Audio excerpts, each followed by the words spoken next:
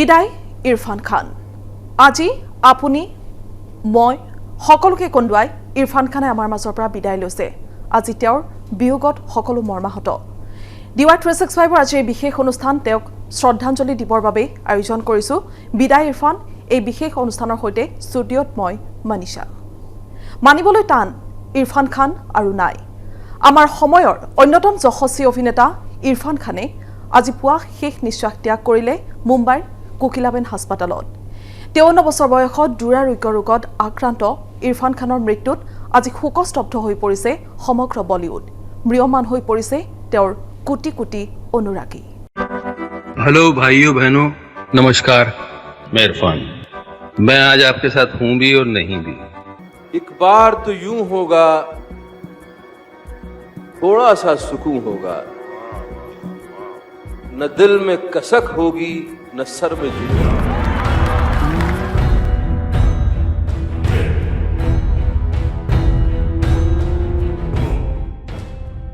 উভতি আহিছিল ইৰফান।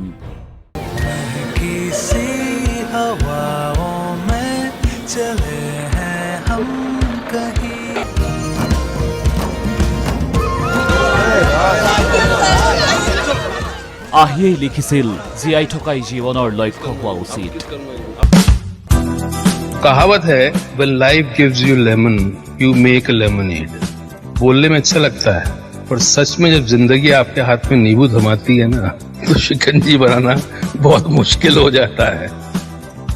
পুনৰ উভতিছো আপোনালোকৰ কাষলৈ। अंग्रेजी मीडियम লৈ উভতি আহিছিল ইৰফান খান। ये फिल्म अंग्रेजी मीडियम मेरे लिए बहुत खास है।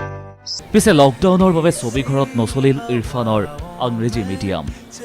উভতি আহি কিছুদিন জিৰণি লোৱাৰ পিছত কেইদিনমান পূৰ্বে পুনৰ অসুস্থ হৈ পৰিল। তাৰ মাজতে 4 দিন পূৰ্বে জয়পুৰত মৃত্যু হয় ইৰফান খানৰ মাতৃৰ। অসুস্থ ইৰফান আহিব নোৱাৰিলে, মাতৃৰ সৈতে শেষ দেখাও নহল, শেষকৃত্যটো ল'ব নোৱাৰিলে অংশ। প্ৰিয় অভিনেতাজনৰ এই দুখজনক পৰিস্থিতিক লৈ অনুৰাগীসকল শোকত থকাৰ সময়তে বুধবাৰে পুৱাই আহিল অপ্ৰত্যাশিত খবৰটো। সেই বাটেৰেই ইৰফান গুচি গ'ল, যি বাটেৰে গুচি গৈছে মাতৃ।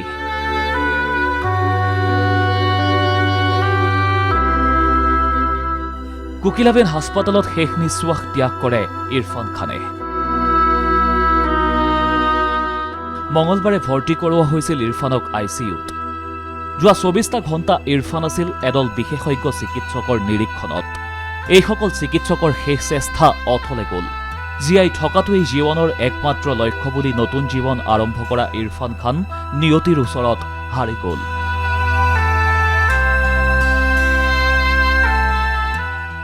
নোহোৱা হৈ গ'ল যোৱা প্ৰায় 3টা বছৰৰ দুঃসহ জীৱন যাপন। 2018 চনত ইৰফানৰ দেহত ধৰা পৰিছিল দুৰাৰোগ্য ৰোগ, যিটো ৰোগৰ নাম নিউৰোএন্ড্ৰোক্ৰাইন টিউমাৰ। दिन अपनी बेरहमी पे सबसे ज्यादा वक्त रोया था। मोहब्बत के आसमान ने अपने 2 सितारों को जो खोया था। कहते हैं टूटे हुए सितारों को देख लो तो तमन्नाएं पूरी हो जाती हैं। ये 2 सितारे खुद अपनी तमन्ना के लिए टूटे थे। शायद यही समझाने आए थे दुनिया में। हर धर्म मोहब्बत सिखाता है, पर मोहब्बत का तो कोई धर्म नहीं होता, वो खुद अपने आप में एक धर्म है। 3 দশক পূৰ্বৰ সেই সম্পৰ্ক সিদিনালৈ সেই সম্পৰ্ক অসমৰ বিভিন্নজনৰ মাজেৰে ৰাখি আহিছিল ইৰফান খানে। আজি ইৰফান খানেৰে থকা সম্পৰ্ক সুঁৱৰি সকলো নষ্টালজিক হৈ পৰিছে। আনকি পাপনেও সুঁৱৰিছে সেই স্মৃতি। পাপনৰ বাদেও আন কেইবাজনো সংগীত শিল্পী, অভিনেতা অভিনেত্ৰীৰ মাজেৰে 3 দশকৰ পুৰণি সেই সম্পৰ্ক অব্যাহত ৰাখিছিল ইৰফান খানে।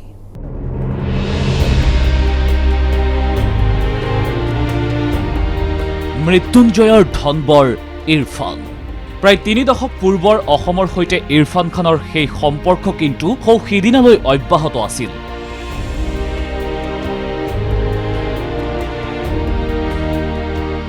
যোগসূত্ৰ পাপন অংগৰাগ মহন্ত।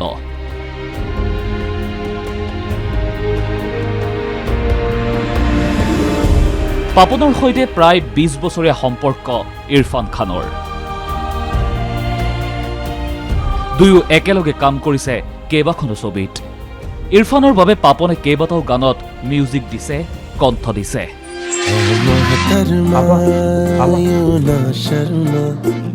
मैं आशिक हूँ कोई क्रीप नहीं ऐ हुस्न परी डोंट वरी मेरी शायरी भी ज्यादा डीप नहीं तुझे जो देखा कायनात हिला मानो जैसे यहाँ हार्ट क्वेक हुआ सब रुक सा गया वक्त थम सा गया हाईवे पे सडनली जैसे ब्रेक हुआ তেওঁৰ লগত মোৰ বহু বছৰ আগৰ চিনাকি দিল্লীত থকাৰ পৰাই মই চিনি পাওঁ তেওঁ গুচি আহিলে বম্বেলৈ তাৰপিছত ময়ো আহিলোঁ আমি যদিও কনষ্টেণ্ট টাচত নাছিলোঁ আমি যোগাযোগত আছিলোঁ আৰু আৰম্ভণিতে সেই দিল্লীতে তেতিয়া এখন ছবিত যেতিয়া তেওঁক মানুহে বৰ এটা চিনি নাপায় তেনেকুৱা সময়ত সেইখনত সুস্মিত সেনে মিউজিক কৰিছিল মোৰ ঘৰতে মোৰ যিটো ষ্টুডিঅ' আছিল তাতে মই ষ্টুডিঅ' গোটেই মিউজিকটো কৰিছিলোঁ ডিজাইনটো ঘৰলৈ আহিছিলে সেই তেতিয়াৰ পৰা চিনাকি আৰু একেই থাকিলে এতিয়ালৈকে যেতিয়া আমি পিছতে ৰিচেণ্টলি মই যেতিয়া গালোঁ তেওঁৰ কাৰণে দুখমান ছবিত একেজন মানুহ পালোঁ যিজন মানুহ সেই 18 বছৰ 20 বছৰ আগতে পাইছিলোঁ গতিকে সেইটোৱে বুজাই যে মানুহজন কিমান সৎ আৰু সাধাৰণ আৰু সঁচা আছিল আৰু সেইকাৰণে তেওঁ যি কাম কৰিছিল তেওঁ নিশ্চয় চুজি আৰু খুব পিকি আছিল তেওঁ যি ধৰণৰ কাম কৰে সকলো ধৰণৰ কাম নকৰিছিল খুব কম কাম কৰিছিলে কিন্তু কোৱালিটি কাম কৰিছিলে সেইটো এনেকুৱা এটা ৰোল প্লে কৰিছিল যোনটো তেওঁ হৈ যাব পাৰিছিলে তেওঁৰ সেই ক্ষমতাটো যোনজন এটা সঁচা আৰ্টিষ্টৰ যিটো থাকে তেওঁ সেইটো আছিল আজি সেইকাৰণে তেওঁ গোটেই দেশখনতে দেখিছে এজন ষ্টাৰ গ'লে তেনেকুৱা এটা ভইড হয় কিন্তু এই মানুহজন যোৱাই যেন কিবা সকলোৰে এনেকুৱা লাগিছে যেন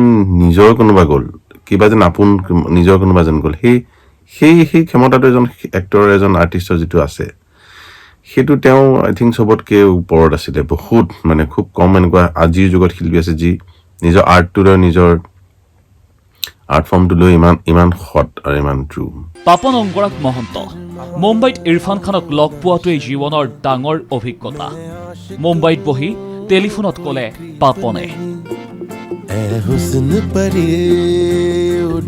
কিন্তু ইৰফান খানক লগ পালে তেওঁৰ কি কথাই স্পৰ্শ কৰিছিল চব ধৰণৰ কাম কৰিছে তেওঁ কিন্তু চব বাছি আৰু প্ৰত্যেকটো কেৰেক্টাৰত সোমায় আৰু ৰোল কামখিনি বাৰু সকলোৱে জানে মইনো কি ক'ম তেওঁ এজন এটা ইনষ্টিটিউট আছিল তেওঁৰ নিচিনা এনেকুৱা এজনেই আছিল চাগে এইটো ধৰণৰ গোটেই পৃথিৱীত যিটো ৰিপ্ৰেজেণ্ট কৰিছিল ভাৰতবৰ্ষক সেইটো সাংঘাতিক কথা এটা কিন্তু মই সেই মানুহজনৰ কথাই ক'ব গৈছে মানুহজনক যে চিনি পাইছিলে সেইটো কিন্তু সাংঘাতিক লছ এটা হ'ল এনেকুৱা এজন মানুহ পৃথিৱীৰ পৰা নাইকিয়া হৈ যোৱাটো তেওঁ লণ্ডনত থাকোঁতে মোক ফোন কৰিছিলে যেতিয়া তেওঁ চিকিৎসাৰ কাৰণে কেঞ্চাৰৰ কাৰণে আছিলে বহুদিন আমি কথা পাতোঁ আজি মেছেজ এটা চাইছোঁ ফোনত সঁচাকৈ ৰাতিপুৱাৰ পৰা 2-3বাৰমান চকু পানী ওলাইছে এইটো যেন নিজৰ মানুহ এজন গ'ল এইটো আচৰিত কথা সেইটো মানে আচৰিত কথা মেছেজটোত তেওঁ লিখিছিলে পাপন মোক মিউজিক পঠিয়াচোন ভাই ফোন কৰ মোক অমুক তমুক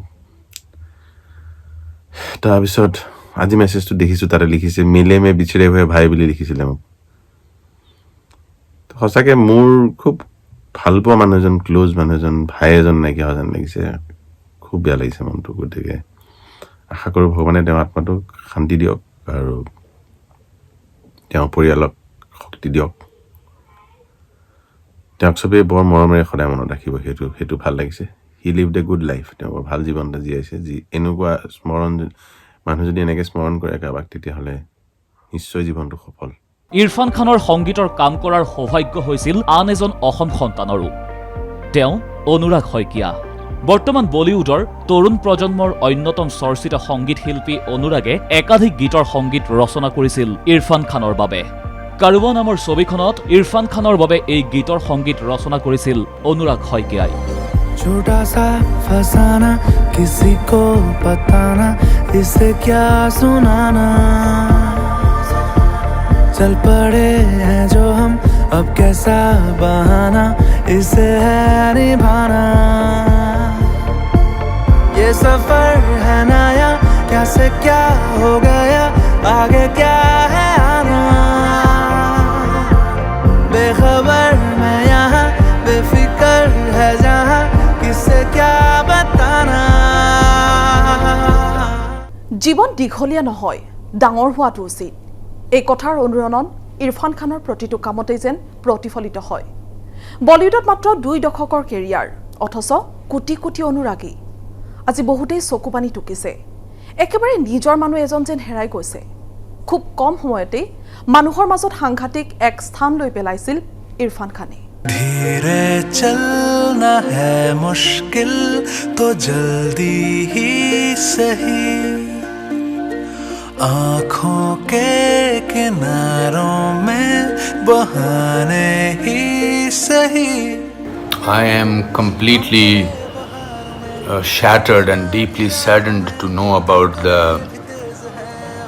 passing away of a very, very dear friend and colleague and drama school junior Irfan Khan. शब्दों के पहाड़ों पे लिखी है दास भारत की फिल्म जगत का एक बहुत ही होनहार कलाकार आज दिवंगत हो गया है और मेरी संवेदनाएं उनके आत्मा के लिए उनके परिवार के लिए परमात्मा दिवंगत आत्मा को सद्गति दें तथा उनके परिवार को सामर्थ्य दें इस विपदा की घड़ी से लड़ने के लिए और यूं तो किसी का भी जाना दुखदायी होता है लेकिन जब एक कुशल अभिनेता एक कुशल कलाकार जाता है तो दुख अवश्य होता है और रिक्तता खालीपन अधिक हो जाता है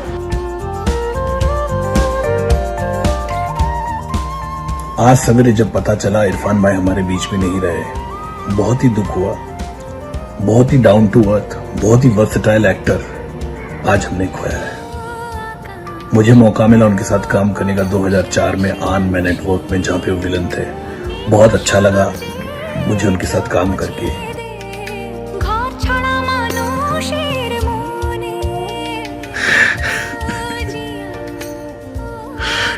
इरफान मुझे याद है आज भी याद है जब आपने लाफ्टर चैलेंज में मेरा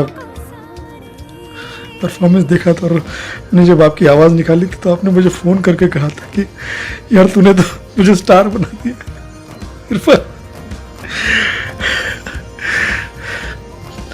मैंने स्टार नहीं बनाया आपको आपकी आवाज़ निकाल के मैं अपनी रोजी रोटी से लगा हूँ इरफान इतने बेहतरीन एक्टर इतने बेहतरीन इंसान जब जब आपके साथ मुलाकात होती थी फिल्म में काम करने का मौका मिला क्रेजी 4 में हम चले बहारों में गुनगुनाती राहों में धड़कने भी तेज हैं अब क्या करें ओ वक्त है तो जीने दे दर्द है तो सीने दे ख्वाहिशें अनजान है अब क्या करें কি আছিল সেই জীৱন দৰ্শন যে ইমান ভাল পোৱা ইৰফানৰ প্ৰতি কেনেকৈ বুকুৰ ভিতৰলৈ কুৰুকি কুৰুকি সোমাই গৈছিল ইৰফান নামৰ এই অভিনেতাজন दरिया भी मैं दरख्त भी मैं जेहलम भी मैं चनार भी मैं दैर हूँ हरम भी हूँ शिया भी हूँ सुन्नी भी हूँ मैं हूँ पंडित मैं था मैं हूँ और मैं ही रहूंगा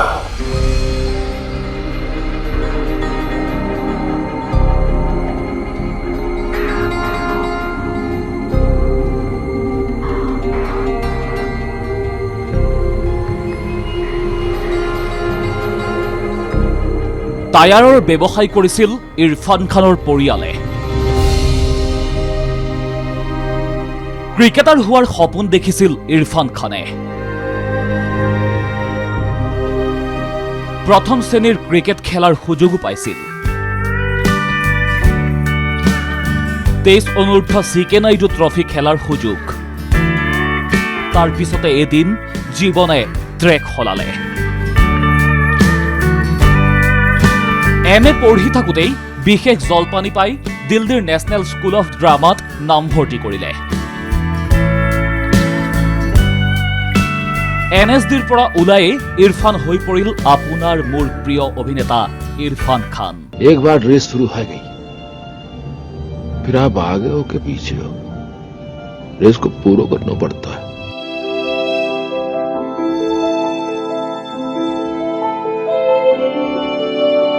तबीयत तो ठीक है तुम्हारी? Yeah, I'm absolutely fine. अरे पागल तो नहीं हो गई, खिसक गई क्या? आवाज के तेवर से लगा कि बड़ा साहब बोला, लेकिन आवाज में कुछ था, उससे लगा कि बाप बोला।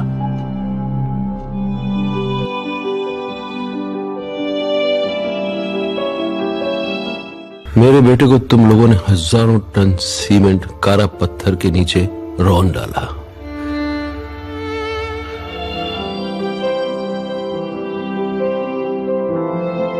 अक्सर आदमी जोश में होश खो बैठता है। अरे वैसे ये तुम्हारे पंडित सरेंडर रह जाएंगे, सरेंडर का मतलब पता है? চকলেট হিৰোৰ ইমেজ নাই, তথাকথিত চেহেৰা নাই, নাই ছিক্স পেক, পাৰদৰ্শী নহয় নৃত্যটো, কিন্তু আচল প্ৰতিভা লুকাই থাকে কেনেকৈ? सर हाँ जी, कस्टमर। अरे कस्टमर तो रोज आते हैं, आज उम्मीद आई है। खुशी का हिस्सा, गम का हिस्सा। বহু ৰোমান্টিক অথবা একশ্যন হিৰোক কোন কাহানী বাই চেৰ পেলালে ইৰফান খানে। বাৰে বাৰে প্ৰমাণ কৰিলে তেওঁ কোনো গুণে। টিভি ধাৰাবাহিকৰে আৰম্ভ হৈছিল ইৰফান খানৰ কেৰিয়াৰ। আৰম্ভণিতেই চাণক্য, ভাৰত এক খোজ, তাৰপিছত চন্দ্ৰকান্তৰ বদ্ৰীনাথৰ চৰিত্ৰ, দৰ্শক মুগ্ধ। আচলতে ইমান দিনে মন্ত্ৰমুগ্ধ হৈ আছিল আপুনি মই ইৰফানৰ অভিনয়ত। চন্দ্ৰকান্ত একালৰ আটাইতকৈ জনপ্ৰিয় টিভি ধাৰাবাহিক। আচলতে সেই সময়ত এনে টিভি ধাৰাবাহিকৰ মাজতেই ইৰফানে বিচাৰি লৈছিল কেৰিয়াৰ। ঠিক তেনেকুৱাতে এদিন মুম্বাইৰ পৰা কল আহিল, মীৰা নায়াৰে মাতিছে। সেয়া 1988 চন। সালাম বম্বে নামৰ ছবিখনত এটা সৰু চৰিত্ৰত অভিনয় কৰিব লাগে। ইৰফানে অভিনয় কৰিলে, কিন্তু শেষ মুহূৰ্তত চৰিত্ৰৰ পৰা বাদ দিয়া হ'ল ইৰফানৰ অভিনয়। 1988ৰ পৰা 2000 চনলৈ মাজত এই এক দশক বলিউডত উচ্চাৰিতই হোৱা নাছিল ইৰফান খানৰ কাম কাজ।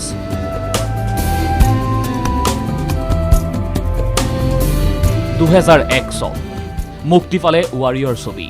ৱাৰিয়ৰ ছবিৰ জৰিয়তে ইৰফান খান চৰ্চিত হৈ পৰিল। তাৰ পিছতে মুক্তি পালে মকবুল। বিশাল ভৰদ্বাজে পৰিচালনা কৰা মকবুলৰ পৰাই বলিউডত নিজৰ এক ষ্টাইল, নিজৰ এক অভিনয় ট্ৰেক গঢ়ি তোলে ইৰফান খানে।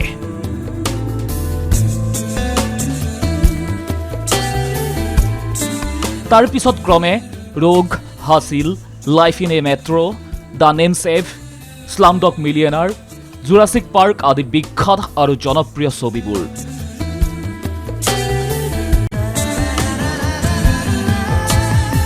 মাত্ৰ কেইটামান বছৰৰ ভিতৰতে আৰৱ সাগৰৰ তীৰত নিজে এক অনুষ্ঠানত পৰিণত হৈ পৰিল ইৰফান খান।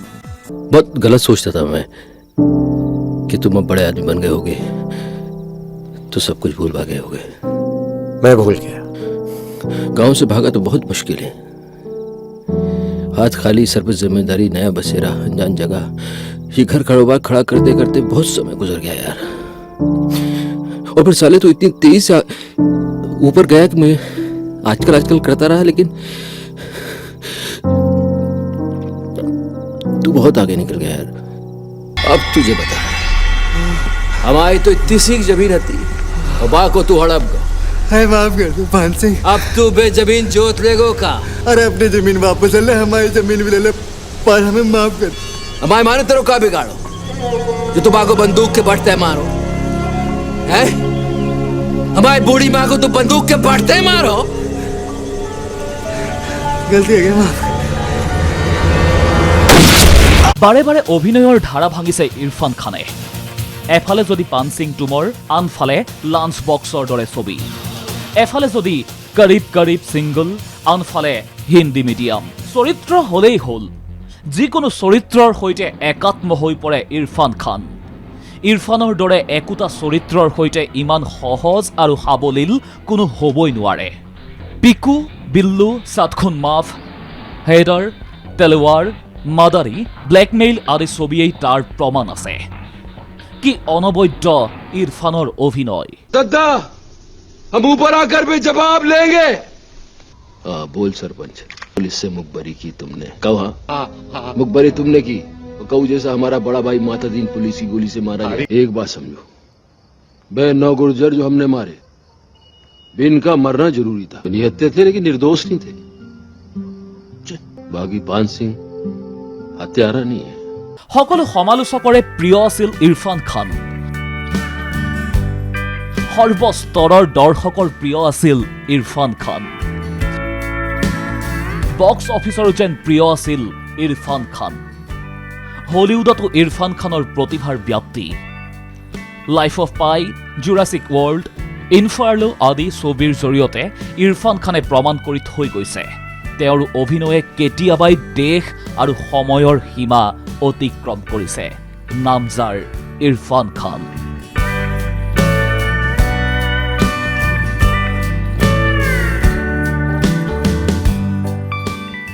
অকালতে গুচি গ'ল ইৰফান খান।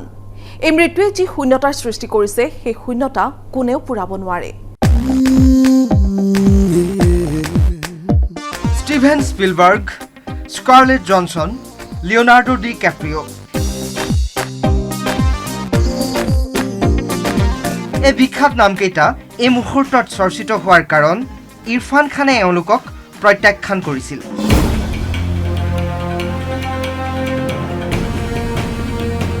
হলিউডৰ এই বিখ্যাত তাৰকাসকলৰ প্ৰস্তাৱ অনায়াসে অস্বীকাৰ কৰিছিল অভিনেতাজনে। পৰিচালক ষ্টিভেন স্পিলবাৰ্গে ৰবোপোকালিপছ ছবিত অভিনয়ৰ প্ৰস্তাৱ দিছিল ইৰফান খানক।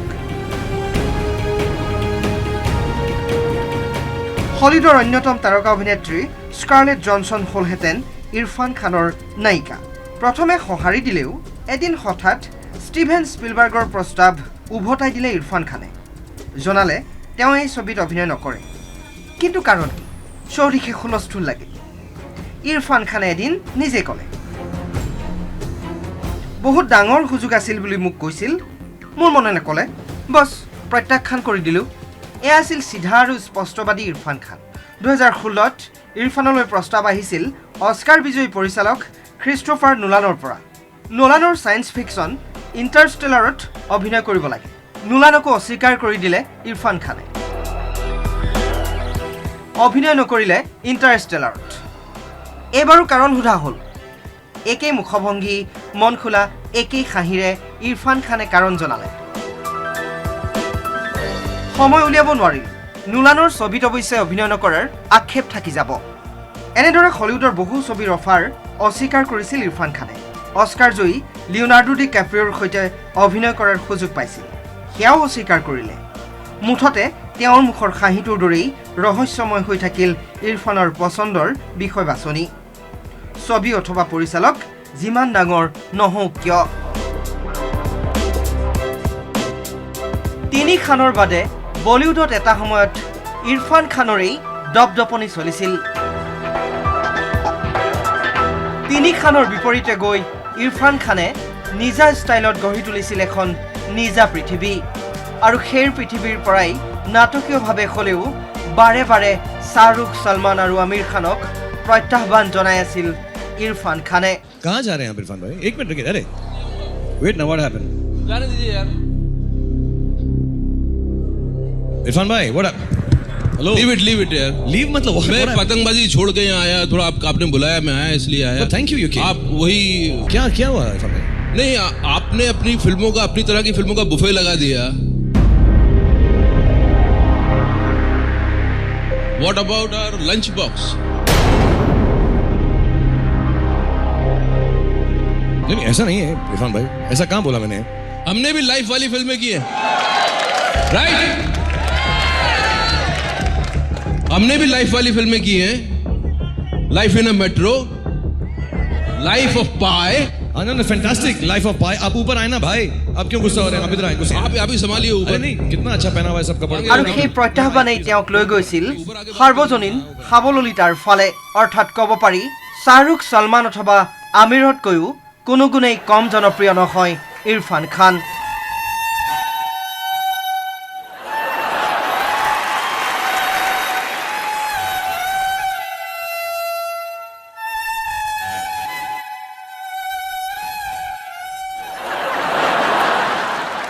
আৰু শেষত এইগৰাকী মৰমৰ অভিনেতাৰ বিদেশী আত্মাৰ সদগতি কামনা কৰি বিদায় লৈছোঁ আজিৰ এই বিশেষ অনুষ্ঠানৰ পৰা। ধন্যবাদ।